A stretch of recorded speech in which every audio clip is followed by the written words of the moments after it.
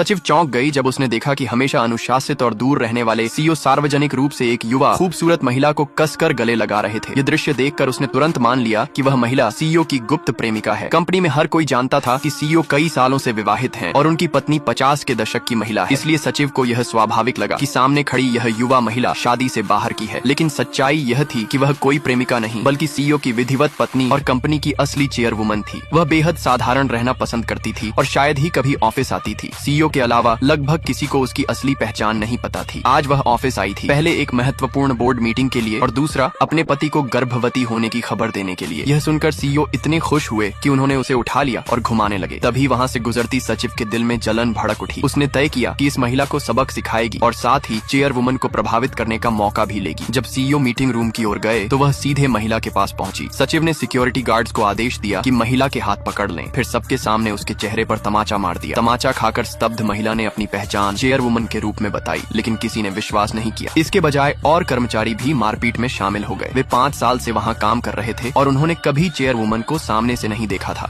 वे जानते थे कि चेयरवुमन तेज तर्रार और शक्तिशाली महिला है जिनकी उम्र लगभग 50 साल है, जबकि सामने खड़ी महिला मुश्किल से 30 साल की लग रही थी। सचिव बार बार जोर देती रही कि वह खुद चेयरवुमन की भेजी हुई एजेंट है। कर्मचारियों ने इस झूठ पर विश्वास कर लिया और महिला को घेर कर उसका अपमान करने लगे। उन्हें पता नहीं था कि वे बस सचिव की चाल का हिस्सा बन चुके हैं। ऊपर से वह कह रही थी कि वह चेयरवुमन का बचाव कर रही है, लेकिन सच यह था कि वह सीईओ से प्रेम करती थी और जलन में अंधी हो गई थी। जब भी कोई महिला सीईओ के करीब आती, वह हर तरीके से उसे दूर कर देती थी। इस बार उसने ठान लिया था कि सामने वाली महिला को पूरी तरह बर्बाद कर देगी। उसने गार्ड्स को आदेश दिया कि महिला को मीटिंग रूम में लाए ताकि बोर्ड के सामने उसका अफेयर उजागर कर सके। लेकिन शेयर होल्डर्स यह सुनकर गुस्से से भर गए। कंपनी की सफलता चेयरवुमन की लीडरशिप पर निर्भर थी, इसलिए वे किसी भी हाल में उनका बचाव करना चाहते थे। सचिव ने भीड़ को और भड़काया, कहकर कि जो इस महिला को सबसे ज्यादा मारेगा उसे चेयरवुमन के सामने तारीफ मिलेगी। ये सुनकर शेयर होल्डर्स ने भी अपनी बाहें चढ़ा ली और पिटाई में शामिल हो गए। तभी सीईओ ने महिला के फोन पर कॉल किया। महिला ने कॉल उठाने के लिए हाथ बढ़ाया, लेकिन सचिव ने फोन छीन लिया और उस पर मदद के लिए बुलाने का आरोप लगाया। जब सीईओ अपनी पत्नी से संपर्क नहीं कर पाए तो उन्होंने सचिव को कॉल किया और याद दिलाया कि आज चेयरवुमन आने वाली है। ठीक उसी समय महिला छूट गई और जोर से चीख उठी। सीईओ ठिठक गए और पूछा कि क्या वह उनकी पत्नी की आवाज थी। सचिव ने तुरंत इनकार किया, कॉल काट दी और हमला जारी रखने की तैयारी करने लगी। महिला बार बार कहती रही कि वह चेयरवुमन है, लेकिन सचिव ने इसे मजाक माना और दूसरों को आदेश दिया कि उसे दबा दें। भीड़ पास आई तो महिला ने अपना पेट बचाते हुए उनसे रुकने की भीख मांगी और अपने अजन्मे बच्चे के लिए दया की गुहार लगाई। लेकिन सचिव उसे और अपमानित करना चाहती थी। उसने मांग की कि महिला घुटनों पर गिरे और माफी मांगे और ऐसा करने पर बच्चे की जान बख्शने का वादा किया। अपने बच्चे को बचाने के लिए महिला ने बिना झिझक घुटनों पर बैठ गई। लेकिन अगले ही पल सचिव ने व्यंग्य से हंसते हुए डंडा उठाया और घोषणा की कि वह खुद बच्चे की जान ले लेगी और तभी सीईओ वहां पहुंच गए।